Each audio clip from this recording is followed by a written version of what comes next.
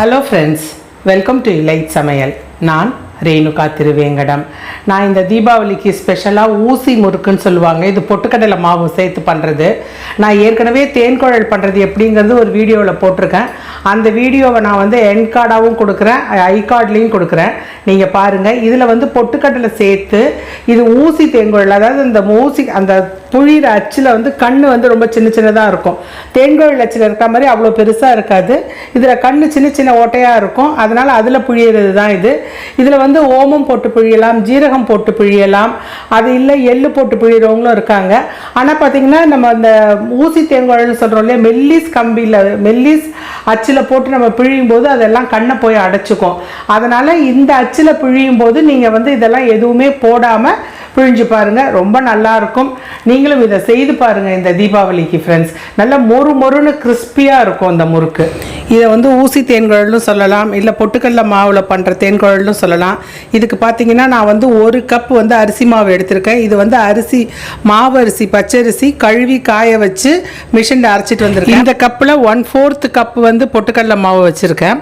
இந்த பொட்டுக்கடலை மாவு வச்சுருக்கிறதுல பாதி கப் வந்து நான் வந்து உளுந்து மாவு வச்சுருக்கேன். உளுந்தை வந்து நல்லா கை பொறுக்கிற சூட்டில் வறுத்துட்டு மிக்சியில் அரைச்சிட்டு நல்லா பொடி பண்ணிட்டு நல்லா சலிச்சு எடுத்து வச்சுக்கோங்க. இந்த உளுந்து மாவு எதுக்குன்னா ஒரு பைண்டிங்காக தான். பொட்டுக்கடலை மாவும் சலிச்சு மிக்சியில் அடிச்சுட்டு சலிச்சு தான் வச்சுருக்கேன்.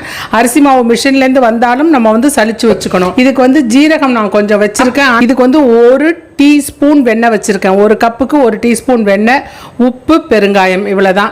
இது எல்லாத்தையும் போட்டு பிசைஞ்சு நம்ம இப்போ வந்து முறுக்கு பண்ணிடலாம். இதில் நான் சொன்ன அளவில் அரிசி மாவு, பொட்டுக்கடலை, உளுந்து மாவு, 1 ஸ்பூன் வெண்ணெய், கொஞ்சம் ஜீரகம், பெருங்காயத்தூள், உப்பு எல்லாம் போட்டுட்டேன். இப்போ இதில் வந்து தண்ணியை கொஞ்சம் கொஞ்சமாக விட்டு பிசைங்க, ரொம்ப விட்டு பிசைஞ்சிடாதீங்க.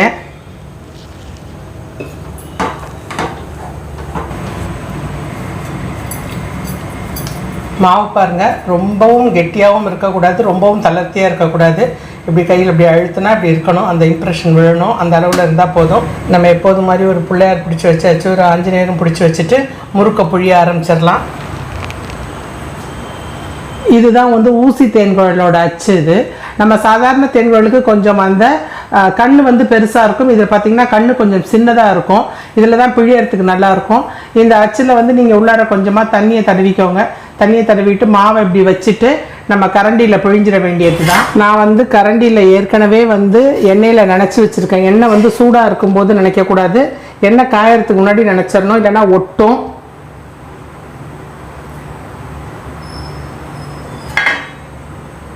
இதை நம்ம எண்ணெயில் போட்டு எடுத்துருவோம்.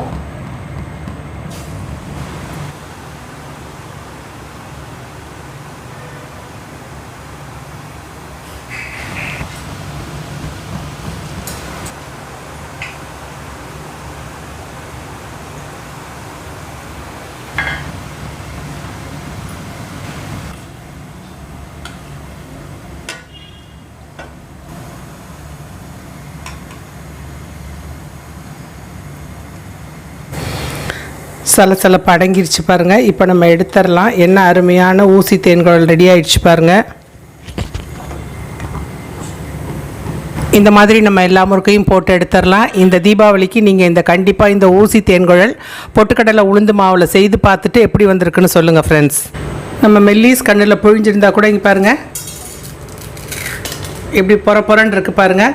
இந்த மாதிரி தான் இருக்கணும். இதை இப்போ பாருங்கள், நல்ல மொறுன்னு ஊசி தேன்குழல் ரெடி ஆகிடுச்சு.